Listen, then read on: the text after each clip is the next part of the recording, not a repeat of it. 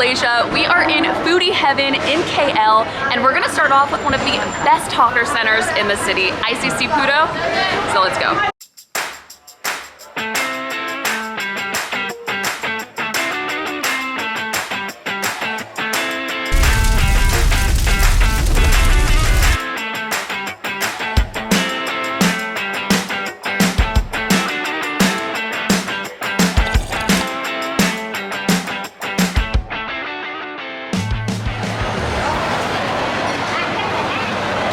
First off, we have nasi lemak ayam. I am so excited to eat this. This is a Malay dish where you've got coconut rice that's infused with coconut milk and then pandan leaf. You've also got some chicken that's smothered in curry, and then you have a red sauce. On the side, you've got some peanuts, you've got some cucumber, you have half a boiled egg. Let's get into it.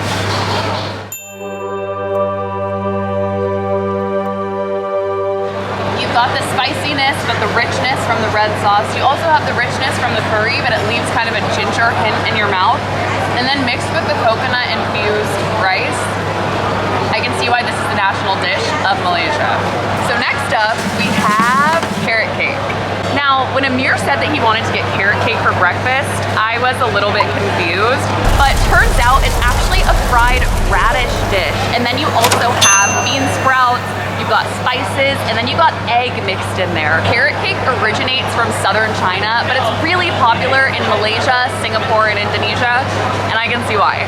It just oozes out of the outer fried part, the inside of the radish. It's so yummy. I would have never in a million years thought it would have tasted like this. When I first started eating the carrot cake, I didn't think it was that spicy, but this is definitely a dish where the spice creeps up on you, at least this one.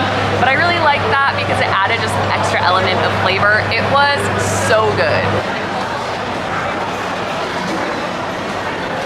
Next, we have papaya, which also came from southern China in the 19th century. The Teochew people brought it over to Malaysia, and essentially it's a thin flour wrap with finely chopped veggies and meat inside.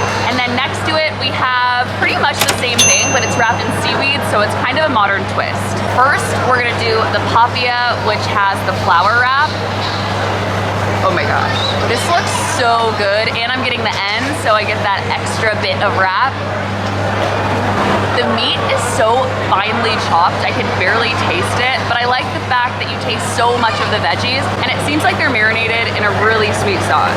The seaweed papaya tastes totally different from the one wrapped in flour. Obviously, you can completely taste the seaweed, but it's also not as sweet, and it's a little bit creamier because you have mayo in there.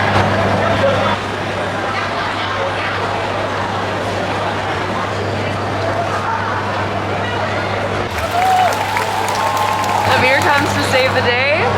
We have cold water. It is so warm in here, but Amir just went to order some veggie soup. Now stop before you click out of this video because we're getting something vegetarian. I do want to say we've been here for a few days and I've had meat, which is amazing here, but I've also had tofu, and surprisingly their tofu here is next level because it really soaks up all of the spices, all of the flavor of whatever you're having it in, whether it's sauce or soup, and it tastes really good. And they just do tofu better here anyways. You really wouldn't know if it's meat or tofu. So if you're a vegetarian, this is a great option. If you're not a vegetarian, this is a great option. This is a typical breakfast noodle in Malaysia called bihun. And I think this is a thicker egg noodle. Let's see.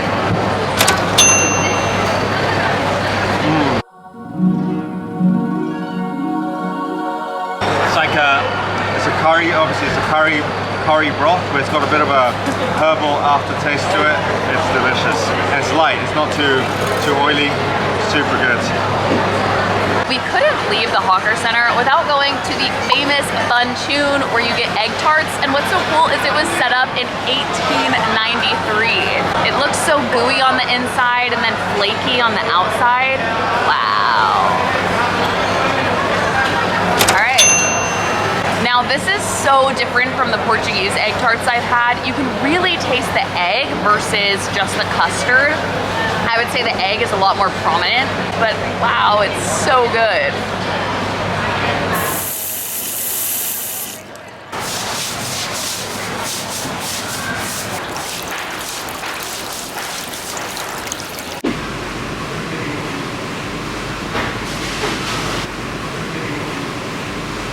We just got to Capital Cafe in the heart of KL. They serve all types of dishes, but they are famous for their kaya toast. I have never had it before, so I'm really excited to try it. So you can see the yellow, which is the sticks of butter, and then you have the jam on the inside, which is green, and it's green because there's pandan leaf in it. So it's pretty much coconut milk, sugar, thickened with egg, and then you have the pandan leaf, which makes it green. It'll be very interesting. This is my first time trying it, so here we go. The second you bite into it, you taste the jam. I wouldn't really know what flavor jam this is, honestly, if I tasted it. I don't really get too much of a coconut flavor, it just tastes sweet. And then you have the butter, but the crispiness of the toast just makes it so light and so good. I can easily see someone scarfing down like 5 of these. It is so hot outside. It's about 35 degrees Celsius. So I don't know if you've noticed, but every single place we go to has fans, multiple fans just running at all times. But we are about to get iced kachang, so that is gonna help us cool off. The spot we were gonna get iced kachang from was closed, but we found a really cool sandal shop in Chinatown. Sandal's really similar to iced kachang, but in sandal, the ice is just a little bit more melted down. This dessert looks like there's so much going on in it. Pretty much they got a block of ice, they shaved it down, and then they add coconut milk on top, and then you've got all these jellies, you've got corn, you've got red bean that's really sweet, and then you have the actual sendal or chendal, and it's pretty much jelly, but it has pandan leaves in it, so that is why it's green. And then we got some ice cream on top with some sauce. So this is gonna be interesting. Who would have thought I'd be having beans as dessert? You know, it's really sweet, but the combo, even though the rice, or even though the shaved ice soaks up all the flavor, that just adds a really refreshing touch, and it's a little bit of an offset to the coconut milk and the ice cream and the jellies. I had this dish I think 10 years ago, or maybe longer, 15 years ago. I wasn't really a fan, so when we were coming here, Nicole was like, oh, you know, you can try it too, and I was like, nah, I'm okay. But I guess you know, sitting in front of me, I was like, okay, I'll take a spoonful. And it's really good actually. It's sweeter than I remember. I think there's some brown sugar in there. Everything's very balanced. It tastes really good. Still not a big fan of the sweet corn inside, but there's something for everyone inside this dish. There's like 10-15 ingredients in there, so you don't need to have all the bits you don't like. What?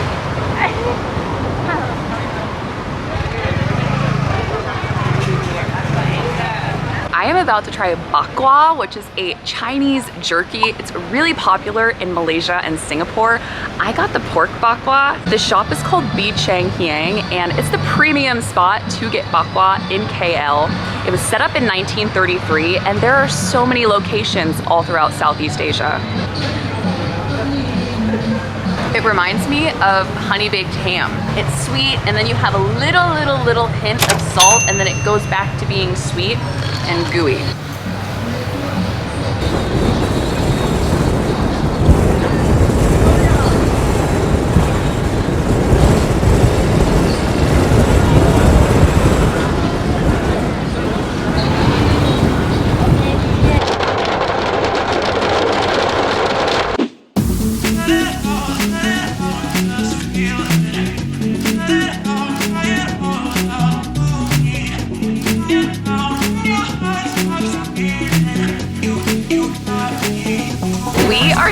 In Bangsa Village. We're going to a restaurant in the Michelin Guide. It's South Indian.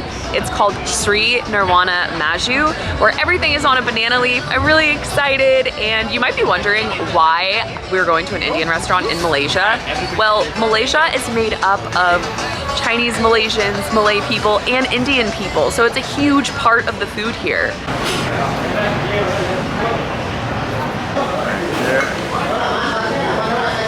Thank you. I am gonna use my hands when I eat this. I feel like every video where I've had Indian food in India and in South Africa, everybody's comments was how I wasn't using my hands. So I am gonna do that when I eat this meal. Thank you. First, I'm gonna try the rice and dal.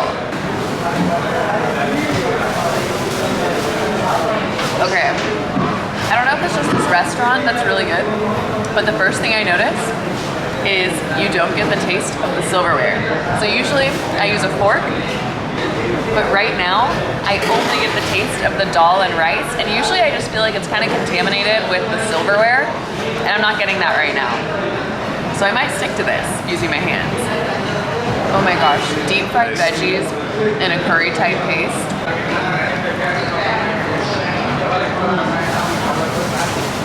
It's crunchy, but soft. I need to find the recipe so I can make this at home. This is so good. I definitely see why this is on the Michelin list. Well, the whole restaurant. We also got deep fried mackerel. It's a little bit meaty. There's some lemon drizzled on top. Very yummy. I love mackerel. I think it's a little bit fishy, but not too fishy. So I think for that reason, mackerel has been my favorite fish ever since I've tried it. Never had it deep fried, but I like it. I'm almost done. I'm stuffed, but I'm definitely going to finish it because it's so good. But if you have an even bigger appetite than me, it only costs 2 ringgit per item to refill. So you can just keep refilling your banana leaf. I do want to say thank you so much for watching this video in KL. I hope you guys enjoyed the tour, and I hope if you're ever in KL, you go to one of these spots. They're all really, really good.